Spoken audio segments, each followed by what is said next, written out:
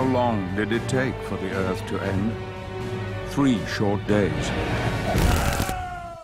So I've been making games for about 20 years. I've worked on just about every platform since the Game Boy. It almost shows my age if I say I've probably worked on about 120 games. Mike has an amazing grasp of old school gameplay and a massive love of that core gameplay. We have 3 studios, 2 in Canada, 1 here over in the States, over in Emeryville. And we work on a lot of boutique type games. Paramount gave us the opportunity to work on pretty much any game we wanted to in the Paramount catalog. Immediately, the game that jumped out was War of the Worlds. We talked to him a little bit about the ideas and some thoughts we had about it, but ultimately we settled on would not be the Spielberg movie and not be the 1953 movie, but something that was a little bit in between and something that could be our own. That this guy is in the middle of London, this dead London, and all he has is himself, and it's a very personal story, even though there's this massive story happening around it. We chose to go with 2D for War of the Worlds. We could have easily done a 3D side-scrolling game, but ultimately when we started this game, we were thinking something along the lines of a 16-bit Genesis-style game. A lot of the games that inspired this whole look and feel were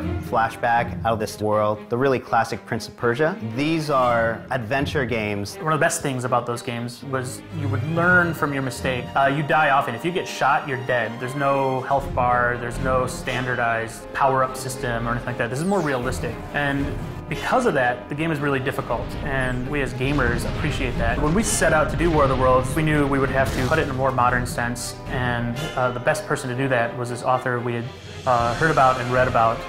His name's Chris Fowler. I've read everything he's ever done, and I really didn't trust anybody else to write our War of the Worlds story in London. When Paramount came to me and asked me if I'd like to write a script for the game, they said they wanted to recapture everything that made the book great, which is brilliant for a writer because how often do you get a chance to work on something like this? I've been very fortunate to have Chris Hulsbeck as our music composer on the game.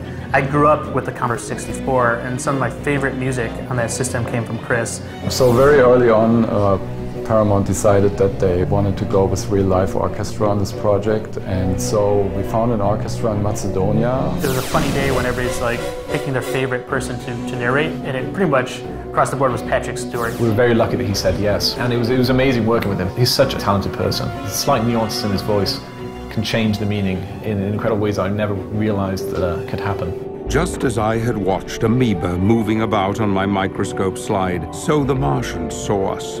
My favorite part about War of the Worlds has actually been watching the visual style come together. The first hour of this game, the way we take you from a guy on a train and put him into the middle of hell on earth. I couldn't be happier with the way it looks and feels and the colors we've chosen for the game. But even more so than that is watching people actually play the game and identify that as one of the most distinguishing things about War of the Worlds.